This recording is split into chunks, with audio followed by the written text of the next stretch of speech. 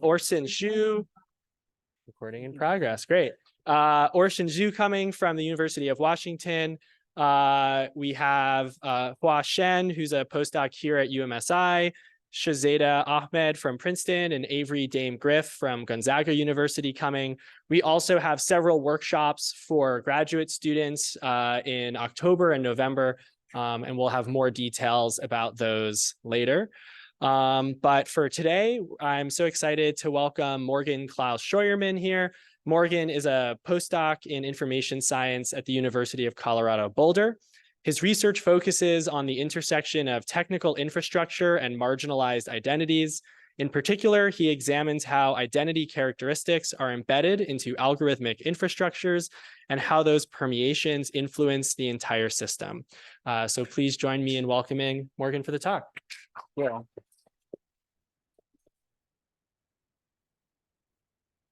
Thank you. Thank you so much for the introduction. And I'm going to be giving this talk on how we teach computer vision to see identity. This talk is going to cover two empirical works that I've done. And so, yeah, these are interconnected in different ways, and we'll kind of go over that a bit. And I keep forgetting that I have these animations all the time. But this is a little bit more about me, but we kind of already went over kind of who I am. So I pretty recently completed my PhD in information science. Yes.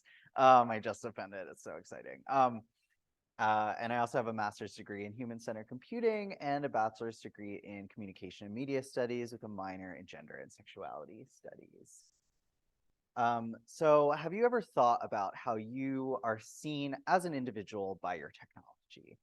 What does it think about you? What labels make up who you are? So many technologies are doing this as we speak. They're making really simple determinations about the humans that they're coming into contact with, bucketing them into terms like woman, age 21 to 24, and female. So in this presentation, I'm going to talk specifically about a certain classification technology, computer vision, specifically how computer vision that uses spatial analysis technique sees identity characteristics. So I had this question, so I decided to see what computer vision thinks about me. So you can see here that Microsoft system classified me as happy, 20 years old, and male.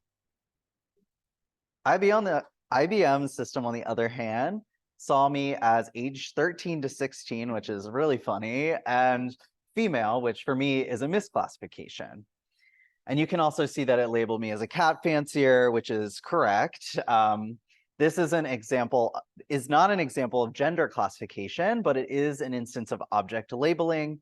And I'll talk more about how gender shows up in object labeling as well. So this was really interesting to me because these two systems classify my gender totally differently. So then how does this computer vision system actually determine something like gender? And so we know a little bit about this from looking at the computer vision literature in the space. So classifying gender is actually one of the most pervasive forms of facial classification in machine learning.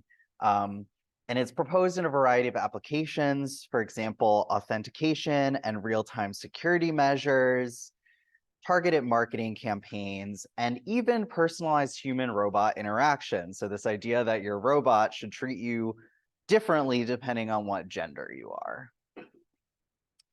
We also know from previous literature on bias in this space that gender classification algorithms in computer vision often have a racial bias and misclassify women with darker skin tones. We also know that the academic literature in this space generally uses a gender binary. And also from my own previous work that trans people are concerned about these types of technologies. Gender classification also sits in opposition with not only a lot of gender theory, but also history around gender. So gender classification generally uses this binary male and female encoding, while gender theory discusses gender as a fluid experience. And you can also see from this map that non-binary genders have existed throughout the world forever. So you can broadly say that gender and transgender theory views gender as a subjectively self-held internal identity. And also this external expression that we're making to other people through our actions and the way we present ourselves. And also that it is this social construct that we maintain through those external presentations and the way that we act within our gender. So given this background knowledge, I was looking to answer kind of 3 research questions in this study. The first is, how do commercial facial analysis systems codify gender characteristics in their facial classification systems and their labeling? And how accurate are these systems at classifying images of diverse genders? So generally, people have only really audited the fairness of these systems on men and women. And how are individuals self-describing their own gender, and how does that compare with the descriptions that these infrastructures provide? So in this study, I did kind of a 2-phase study. So the first phase was a technical analysis of the functionality of these systems, and was focused on 10 commercially available systems, including Face++, IBM, and Microsoft. And then the second phase was an evaluation of 5 of these systems with a manually constructed data set of diverse self-identified genders. So for the purposes of this, I'm just going to talk about the second phase.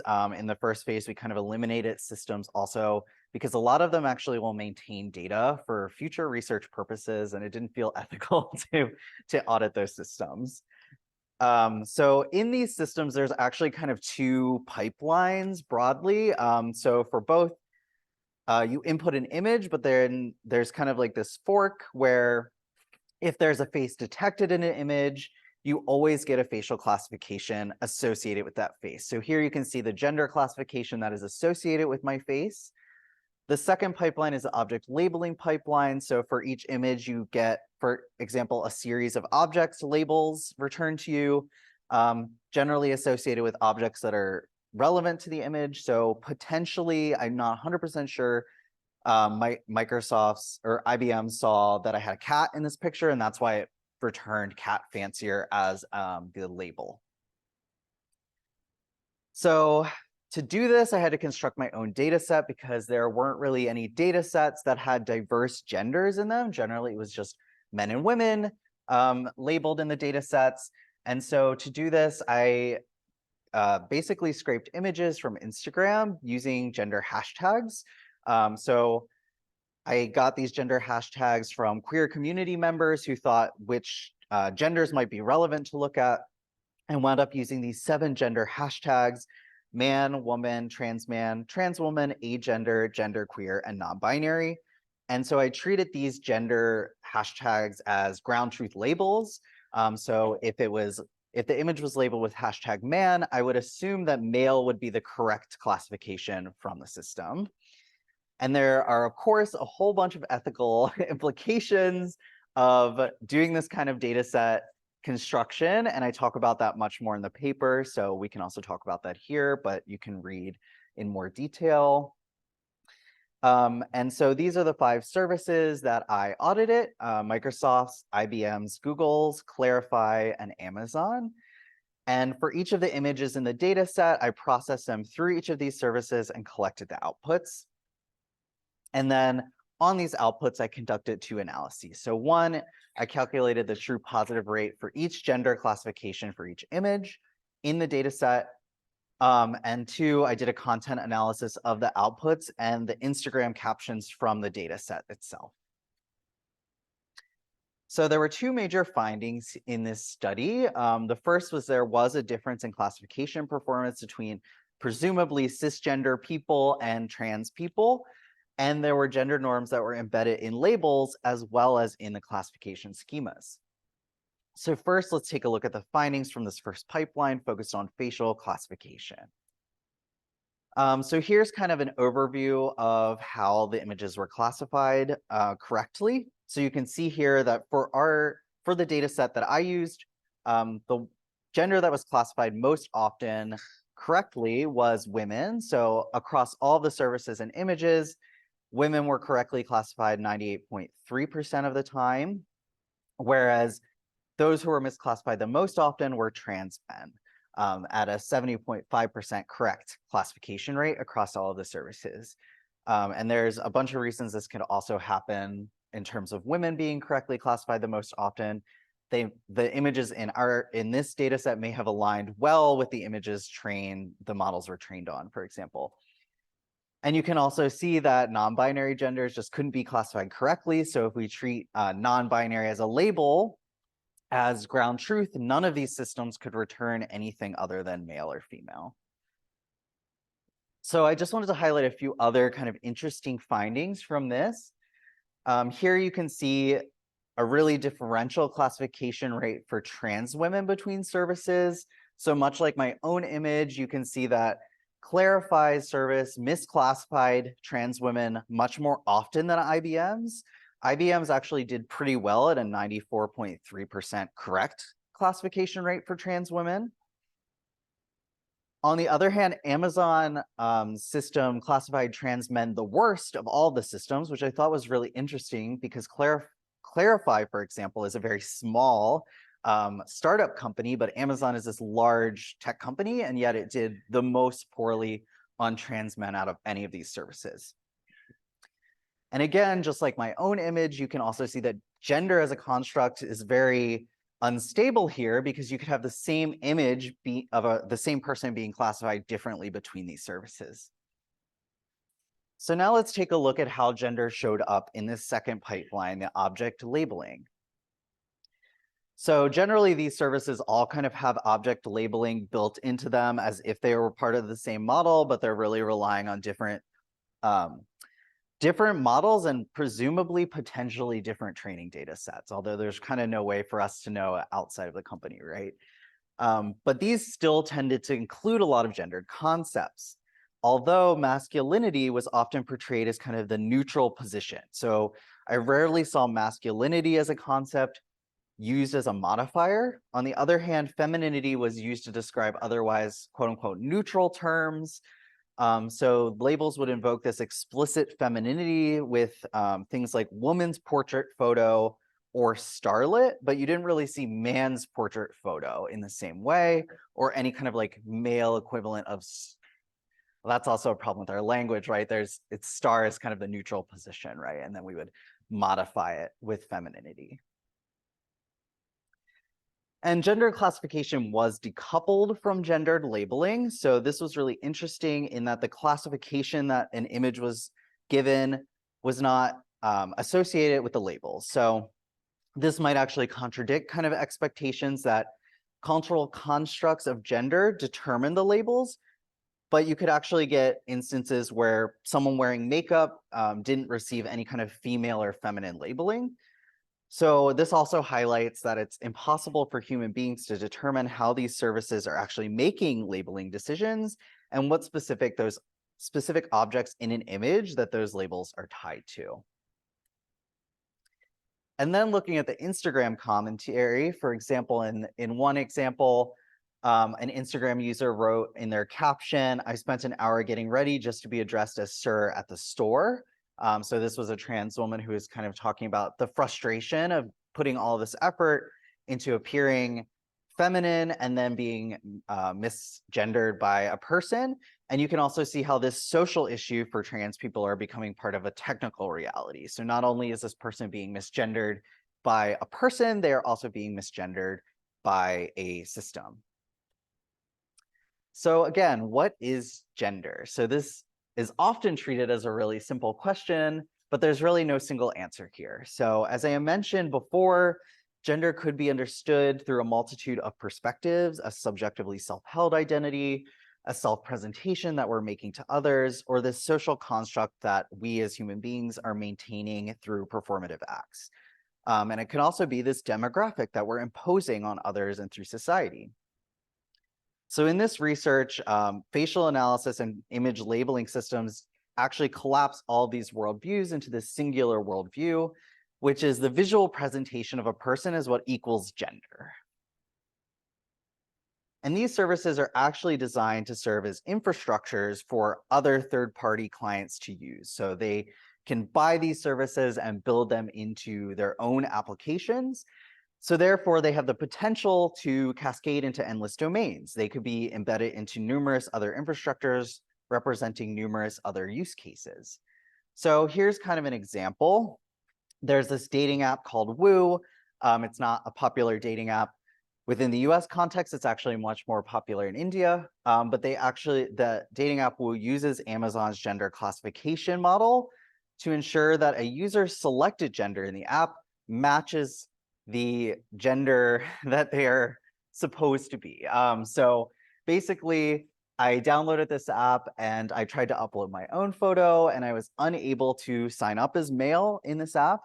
I also downloaded a celebrity Born's image because he's more androgynous presenting, and he was not able to sign up for this app.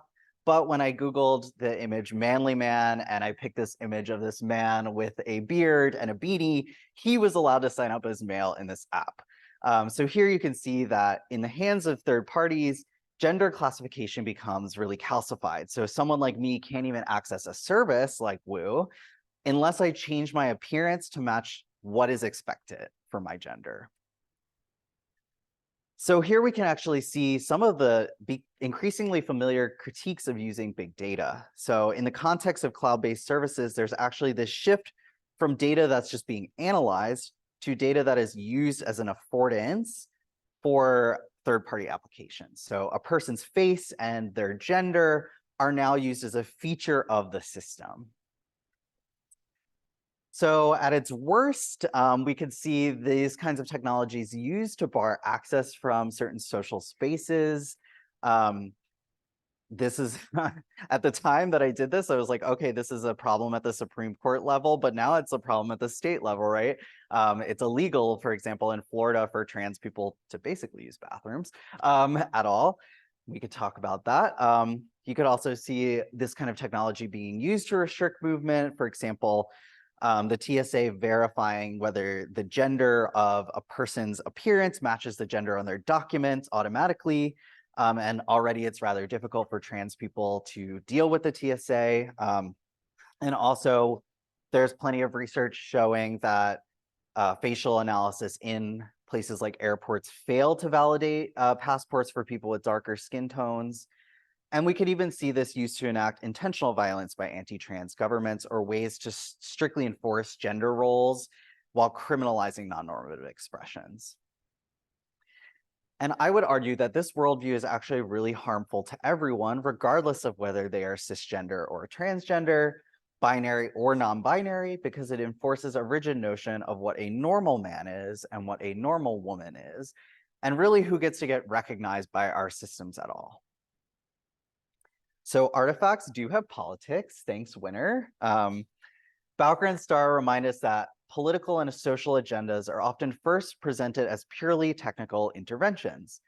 So they say, as layers of classification system become enfolded into a working infrastructure, the original political intervention becomes more and more firmly entrenched. It becomes taken for granted. So I argue that the current state of gender classification in computer vision and many other machine learning technologies is a political decision, and it's one that has become deeply embedded in its development. And these politics already exist in every layer of computer vision infrastructure. So it's not just in the data, but it's also how the model is constructed and how that model can then be used. So what can be done about this? So in the paper, I kind of include numerous considerations for system design, data set design, and policy considerations, but I just want to present kind of a couple to conclude this section of the talk. So one thing I've been thinking about is how to move away from classifications that are really rigid to these more fluid markers of identity. So if these kinds of systems are useful, can we embrace object labeling over gender classification? And a lot of the current use cases are kind of in marketing. I've talked with people in the tech space who are building these systems, and generally what they're selling to is advertisers and marketers. So in the cases of something like marketing, perhaps labels like makeup, long hair, or clothing style are actually more useful for those clients than gender. And of course, we kind of know that facial analysis, facial recognition, is subject to very little regulation currently still, but we could look towards policy to intervene in this space.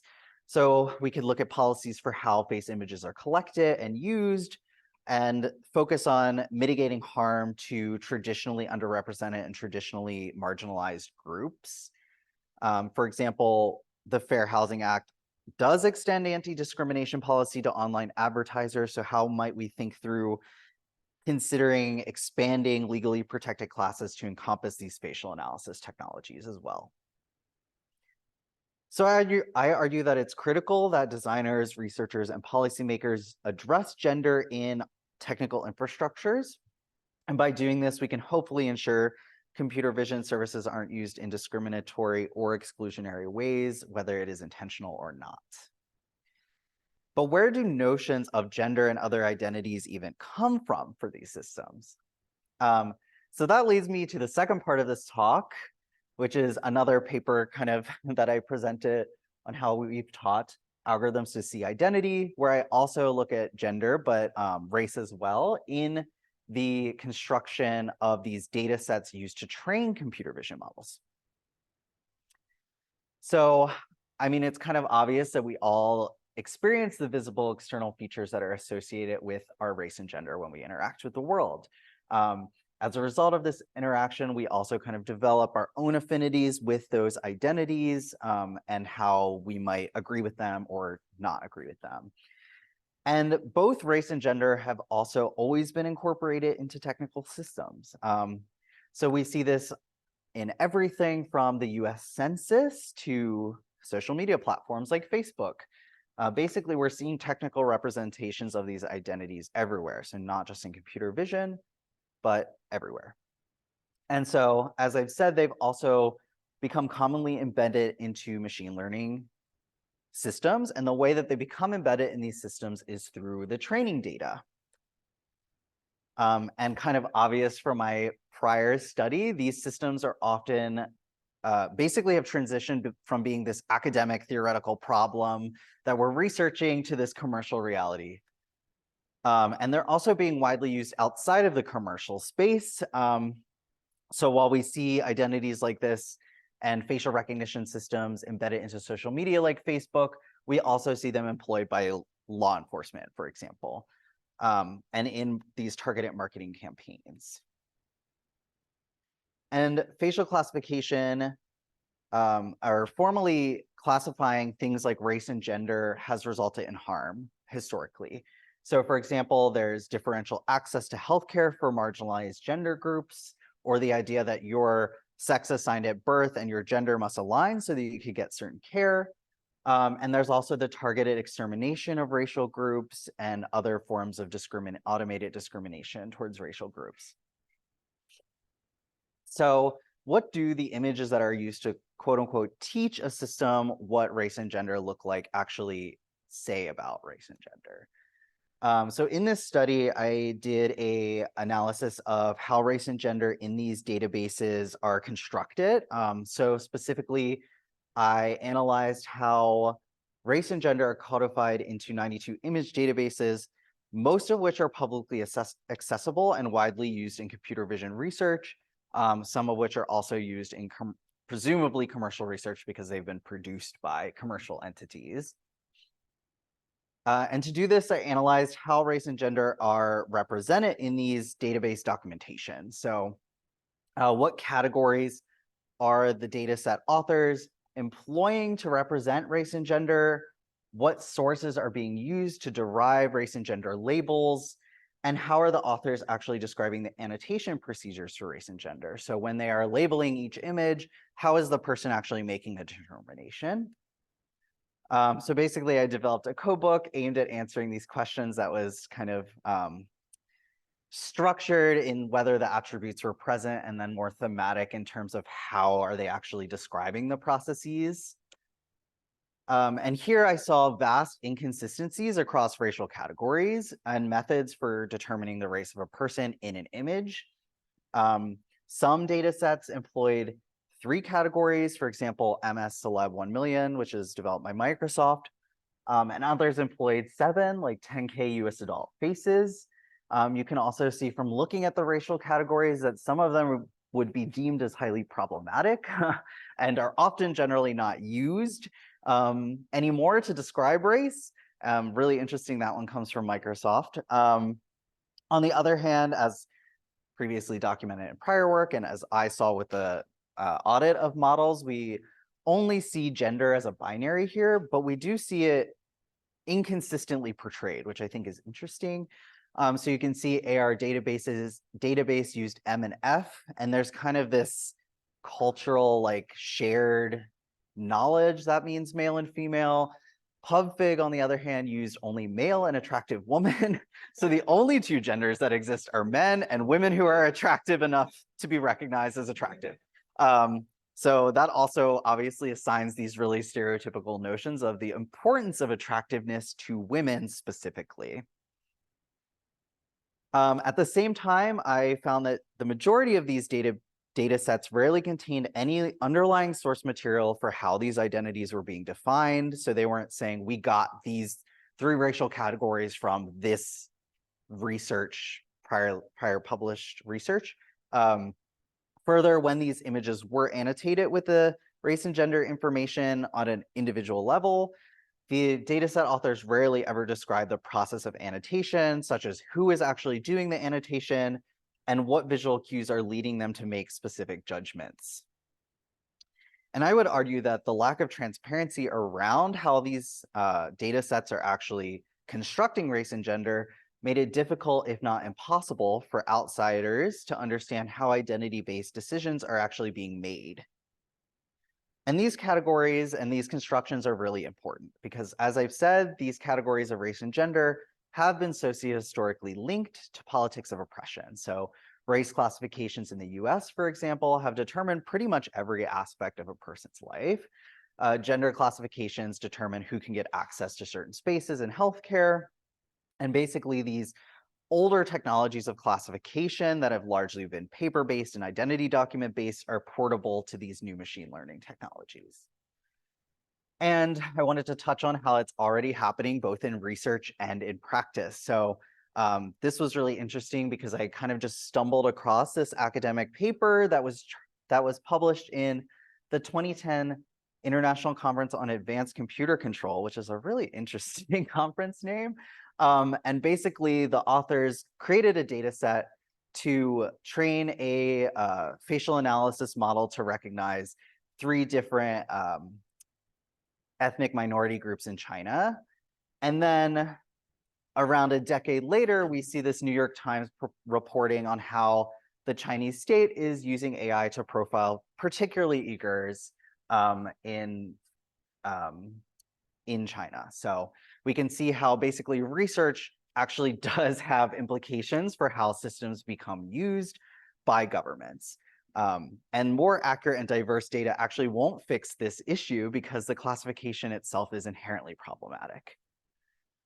So I posit that there's this lack of engagement with ground truth race and gender data, and it's actually undermining the very purpose of these data sets to be usable and reliable and accurate.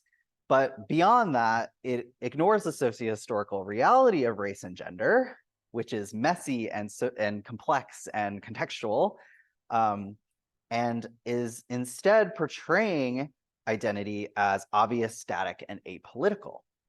So in this paper, I also discuss opportunities for improving the current state of image data set construction and documentation. For example, are there ways we can actively acknowledge the socio-historical context that these types of identities hold when we are building data sets so that we can attempt to avoid replicating the harms that we've seen done by historical classification systems? Are there ways of explicitly limiting the use of these systems? So can we help protect marginalized groups which might otherwise be harmed by the deployment of these types of technologies? And are there ways that we can regularly revisit and revise and potentially retract these data sets which have been deemed harmful so that they don't become further entrenched in future systems? And there's another work I did kind of and there's prior work done by others analyzing the retraction of these data sets. And even when we do retract them, they still wind up being used. They're just even harder to trace. And so this is kind of a difficult issue to contend with as well. It's not as easy as just getting rid of the data sets, unfortunately.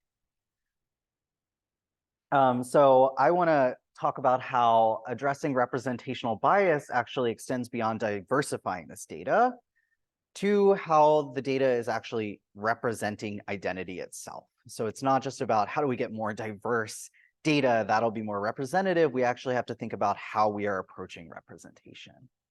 Man, it was my animations over the top. So thinking about what we actually intend to classify and why are we actually classifying it that way? So if we intend to classify gender, how are we going to be classifying that? Is it through a gender binary or are there other options?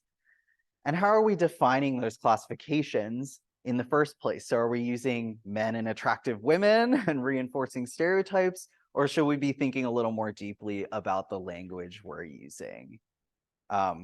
So yes, I'm ending with questions, but I'm also happy to take questions. So thank you for listening. And also there are kind of links to read the papers if you want, and they're free on my website.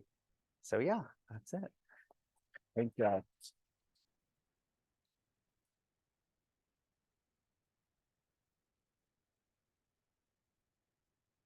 Yes, I see a question.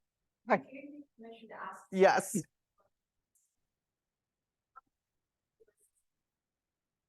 Are not necessarily good at identifying space small spaces. Also, that if the government is an unnamed oil-rich Gulf state wanted to identify every trans woman in their country, they should do it with Ivan and So I'm curious what thoughts are on whether or not it actually acceptable to do that and when who's given that you've proven an inability to control. Yeah, I actually personally don't believe that it should be the goal. I don't think the goal should be, oh, we just need to build a computer vision system that recognizes the difference between trans and cis people, or that includes non-binary genders. I don't think that is the correct answer. Amusingly, I've seen some computer scientists cite my work building non-binary classifiers. So I also I think part of the issue I have, and I don't know if it's a reversible issue, is this idea that we should have generalized models, right? So we should build out huge modeling services that can then be adapted for any use case. And I think that is an issue. I don't really know how to walk that back. But I think that models should be small and contextual. And so maybe there's a great use case for recognizing gender, and that can be justified. But if we have these huge models, that doesn't prevent problematic use cases from happening. I mean, we talked about this when we met. I do think that law and policy is probably the best place to intervene in terms of these huge models and these huge data sets.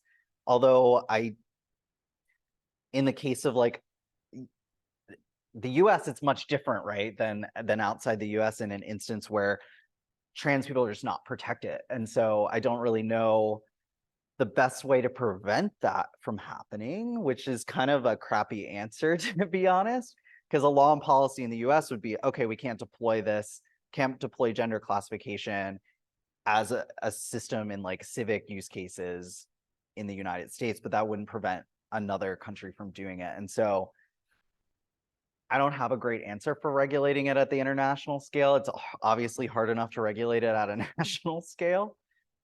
Yeah. Yes. I was wondering what other factors you might have found that. Yeah, I mean, I definitely think race probably had a massive impact because as there's this very famous work that came out before I did this study, Gender Shades, by Timnit Gebru and Joy Buolamwini, that proved that women are often misclassified when they have darker skin tones. So they're often misgendered as men by these systems when they have darker skin tones. And so I think it would be really interesting to see, are there ways to audit systems at a more systematic intersectional level here? So I think that could be a huge issue because we didn't really go through and we didn't collect both race and gender self-identified labels in these images, and we didn't try to label race ourselves in our data set. But there probably was a misdistribution. I mean, there's also research on Instagram being used more widely by maybe white women than other groups of people. And so it's possible that the women in our data set were classified so accurately because they were all white women. And that's maybe what these different companies use to train their data set. And so I also think there could be instances of, did all of the women have long hair? And a lot of women in the original data set that IBM used had long hair, or was makeup a kind of a factor? And I think there's a bunch of factors, and it's kind of difficult to know. My assumption is just that our Instagram data aligned well with certain genders in their training data. And then certain genders, it didn't align well. So like trans men, maybe there was such a diverse presentation of gender that trans men use that it was often misclassified as feminine or women. But I can only really speculate the alignment between my data set and the company's data sets. But yes, those factors are important too. Yeah.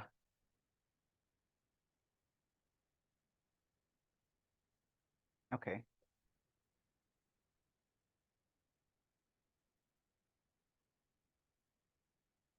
Yeah, so okay, so I guess I should repeat the question. There's a question on Zoom.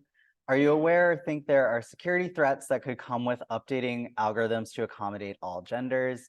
Yes, I do think that there are security threats or privacy threats to that. I'm taking that question as threats to individuals who are of diverse genders. I'm not sure if that's the intention of the question, but from my perspective, it could be problematic to be able to recognize more diversity beyond male and female, because you could say, okay, anyone who falls outside of this binary enough to be recognized as a non-binary by a tertiary classifier should be discriminated against or something like that. And so I wouldn't advocate necessarily for the training of these broad systems to include non-binary. My advocation is to not include the gender classification at all.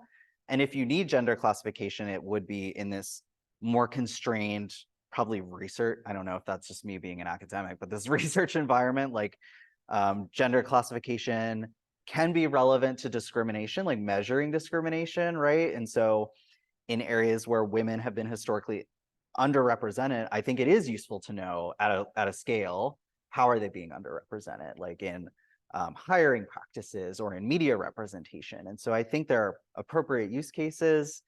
So that's just me saying, I just don't believe, again, in these big models should recognize all of these different things about people. Yeah.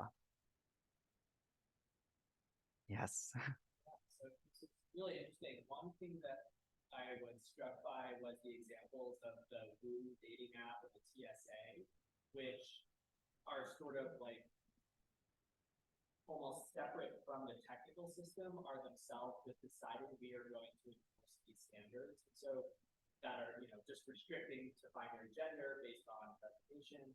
How do you see the relationship between these platforms or governments that are making policy decisions to enforce a binary gender standard, and then the computer vision, facial recognition systems that are sort of the back-end infrastructure for allowing that? Like, yeah.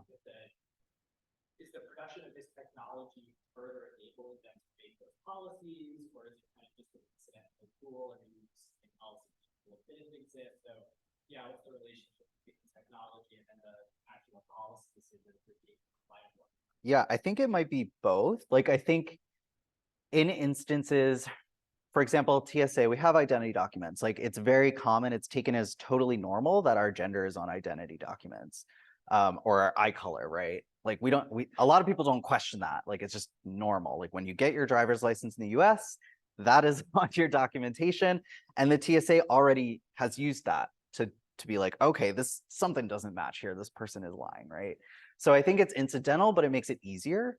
So another example would be maybe dating app, maybe this women's only app, Giggle. This app became like a point of contention because they use computer vision to verify that the women signing up for this women's only platform were actually women, and they used computer vision to do that. And I'm sure there were other ways that they could have enacted that policy, but it made it really accessible for them to do that with computer vision. And that removed a lot of also like human labor. And interestingly, they have blog posts on this. They could then posit it as scientific. So they were looking towards computer science to make this argument that, okay, because it's objective because it's built into a computer program. I mean, this is probably something that a lot of people in this room see, right? It's just like, oh, computer programs are objective, it's obvious, and this whole field is holding up that belief. And so I think it just makes it much more accessible because, for example, with Clarify, you just sign up for a service, drop a bunch of images in and label them. You don't even need to have experience with machine learning at all to use the system. And so I don't think it necessarily means that people are adopting the belief because of the existing system, but they had the belief and it makes it much easier for them to implement it. Yes. So I think that part of your work seems to be an application for education as a public education for education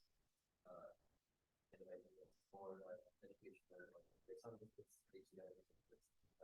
you might talk a little bit about. Sure. Yeah, I think I've never thought about it in terms of public education broadly, actually. I think in terms of computer scientists, I think yes, for sure. Like I do think that, okay, the example of someone citing my work and building a non-binary classifier, it's not ill intent, right? It's, oh, wow, I think I learned something from this, and this is how I know to think about problems, and so I'm going to solve this problem through my discipline, which is computer science. And so to me, it seems like I'm super interested in like collaborating with computer scientists, like heavily computational machine learning researchers, to see if there are really interesting ways to address these problems, because I'm not coming from that perspective, but they have that training. And so I don't know if I'm viewing myself as like a learning resource for them, but I think, and they're a learning resource for me in terms of how to make this viable. So I think, yes, I think like maybe there's a lot of people who aren't aware. There's a lot of people who never had a humanities background like me. And it's just like a lack of access to information or a lack of normalizing that in the discipline. So I'd be happy to be a resource for those people, and also happy to collaborate with them on these problems. And if people wanted to teach computer scientists this stuff, I would be happy about it. Yeah.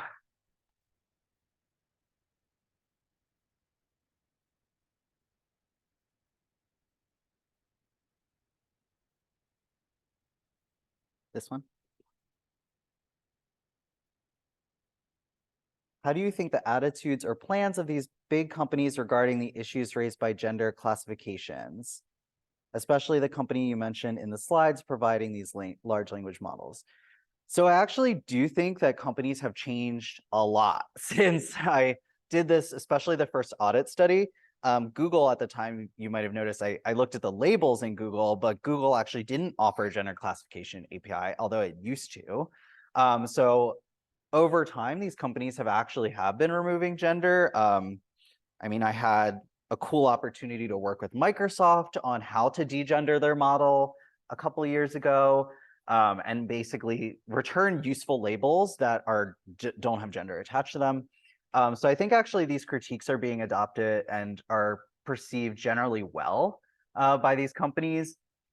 So I actually think what's really cool to me is this type of research that is focused on commercial modeling is something that people at companies actually read. And then they try to bring in experts as consultants to try to help them fix it. So I definitely think that's super cool. And honestly, it means there's like a lot of opportunity for everyone in the room to kind of critique in a more, while offering potential solutions to them. And I think they will genuinely take it seriously if that research can reach them. I'm not sure like how to advocate for the research reaching them. I'm not sure how that happens organically. I think there's a lot of people in companies who care about a certain issue and therefore they find it and then work through the channels to hopefully change something. Yeah. Maybe a quick follow-up on that. I feel like a lot of this work gets published at places like that and CSW that is support critically. I mean, there are massive revision conferences. Yeah. Have you engaged with critics at all, or tried to organize workshops or present or publish papers there? What's your Yeah, I have done workshops at, I did like a workshop at CVPR, I've done a workshop at NeurIPS. I thought it was interesting though that the workshops focused on ethics and diversity were so separate from the major conference when I went. So when I went to the one at NeurIPS, it was literally in a separate building. Like the queer in AI, Black in AI, women in AI, like all of that was in a separate building. And so the people who were going already knew about and cared about the issues. So I think that's the kind of a problem with reaching that audience. Similar CVPR is like, again, the people who are interested kind of come to those workshops, and the people who are not, or view it as like not really computer scientists, not really AI, don't necessarily come to those. And I've never tried to publish in them. I don't know how well that would go for me, just because I'm not coming from a machine learning background. I'm not publishing new models or new methods for improving existing models. So I know there's a data sets track now at NeurIPS, which is pretty new. I've never tried to publish in it because actually one of the things I'm really interested in is like community-centered data sets. So maybe that would be a venue to think about when I do that study, but so far I haven't tried. Yeah.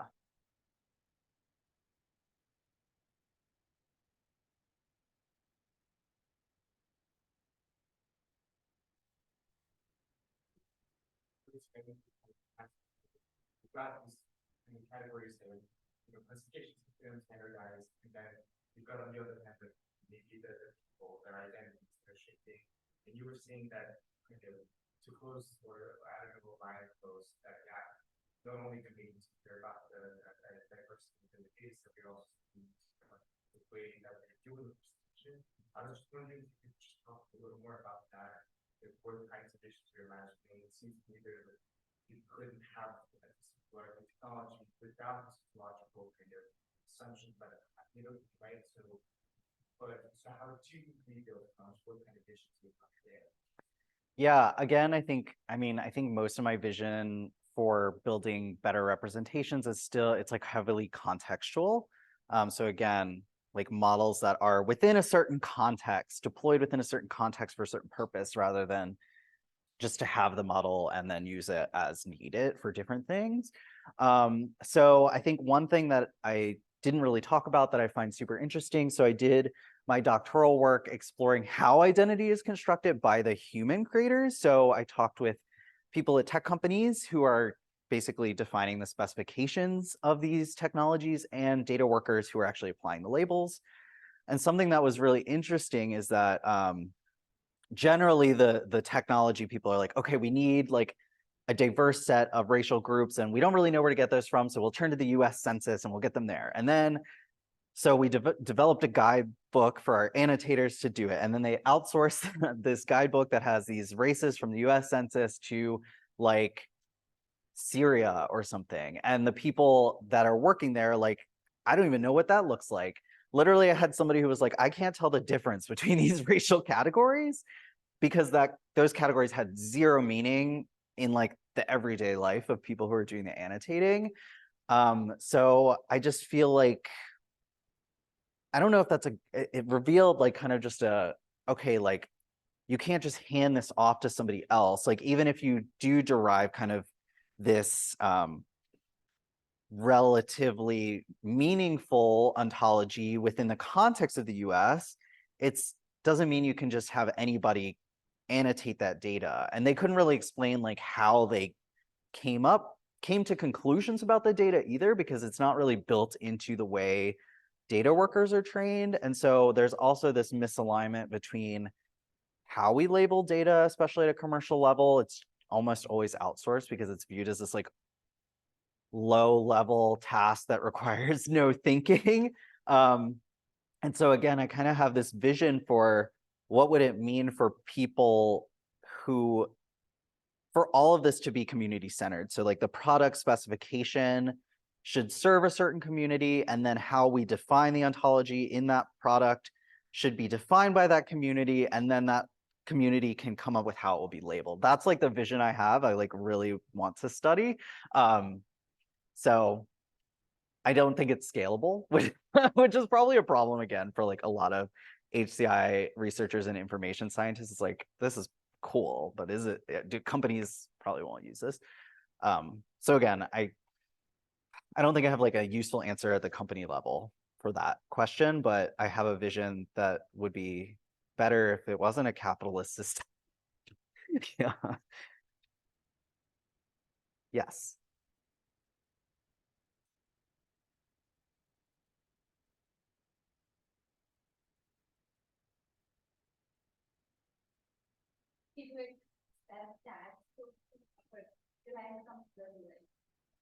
Yeah, it was one of those things. I think this is common for, again, like a lot of people in our positions, which are doing research and trying to see the bias in systems, where me and my collaborators were like, okay, is knowing the bias of the system okay? Is this more important than using the data of people? And so we tried to basically, we kind of defied a lot of things about like research reproducibility in this study, because we collected all this data from Instagram, even though we're like, okay, people are not know we're doing this. We didn't ask for consent, but we did not publish the data set. And I've had a lot of people ask for this data set, and I'm just like, no, these people don't even know they're in a data set. Like, we didn't publish it. We actually deleted the images after the paper was published. And we did that. And we all the examples in the paper for the Instagram captions are ethical fabrications. So they're not the actual thing that somebody posted, because we didn't want somebody to be able to go find that person. And so we basically said, okay, I think it's really useful to know how trans people are treated by these systems. That seems worthwhile. Therefore, we will collect this, but we're going to try to do our best to make sure that it's not. Also, why we didn't use like Face++, because they keep the images for training. It's like, so we basically tried to do everything we could to repair, in a way, our unethical decision to collect data without consent. So I think there's just a lot of things to consider in terms of ethics and repair here, maybe. So yeah, I still feel bad about collecting data without permission, but I think there are ways you can do it without totally exposing those people to harm, hopefully. Yeah. Yes.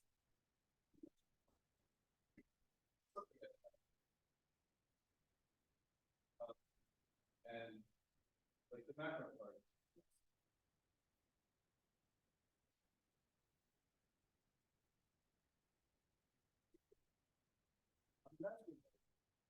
It's down in the CRA is grouped together, don't classify these texts.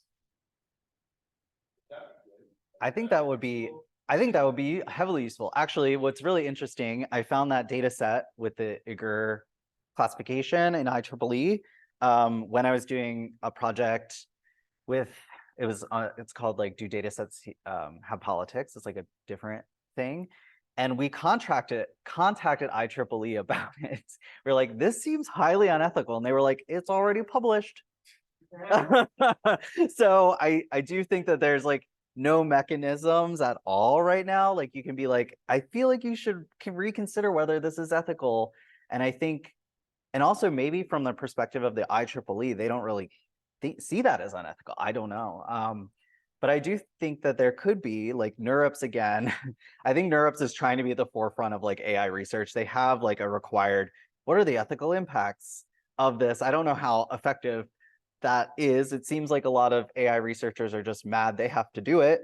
But I think that I would love to be involved in that. Like, I would love for the ACM to be like, we need to decide what types of research are actually inherently unethical. And I think classifying ethnic minorities for the sake of it is probably unethical. And I don't know why that's so hard to decide, but yeah, I do think it would be useful because it would also change maybe the discipline's views, the discipline's outputs, and at least research wouldn't lead to governments doing this. Maybe a company would instead, but yeah. Okay. Yeah. A lot of this discussion has been focused on the discriminatory classifiers. They're trying to predict something. I'm curious for you to talk about maybe how you see these issues emerging in more generative cases like GPT, midjourney, and stuff like that. Yeah, like, and maybe even just beyond the classic, like we know that when you look up, the inherent gender stereotypes of these productions, but maybe more like how you see lessons from this research applying there, and especially those messy questions of like when is representation important versus when is it, might be reifying, and how do we start allowing for that a little bit? I love this question because I'm doing a study on this, like everyone else, every single other person. So yeah, basically I'm trying to understand if discrimination against trans people comes up in these types of generative models and how. So literally just collected data for that and barely looked at it. But one instance that I thought was really interesting was this like appeal to medical science that I'm seeing ChatGPT respond. And I'm not sure whether I agree with it because who is the audience, right? Like, is the audience the general public cis people who are just curious about trans people and whether they should exist or not? But there is this interesting like discourse that does seem to get embedded from medical science. And then there's another issue that I'm running into, which is like, I know that there's another layer of model on top that is kind of like a content moderation, like automated content moderation. And so it makes it difficult to get at. I'm not sure if the underlying response would have been worse, and now it's been retrained to respond in a way that is considered helpful or considered non-discriminatory. And so because of that, I'm working with a machine learning student who is building classifiers without the moderation. And so we're going to see if using public news sources over time gets more transphobic potentially. I don't have good answers for that, but I'm really interested in how our public discourse about certain issues, certain identities might change the way our models respond over time.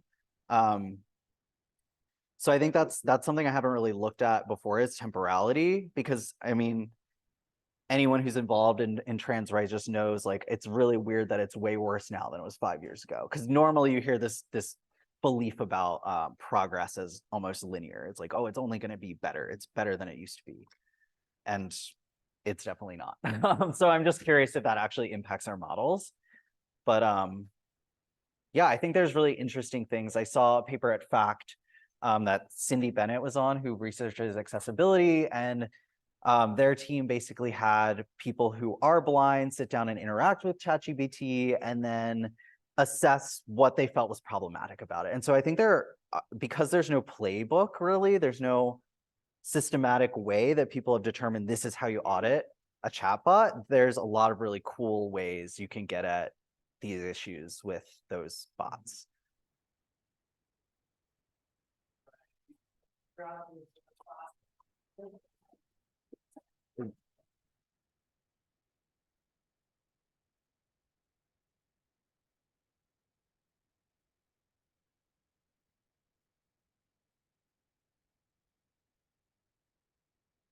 Spilled water everywhere.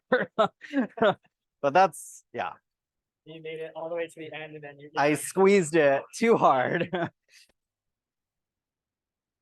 Great. Oh, thanks. I'm like, how many times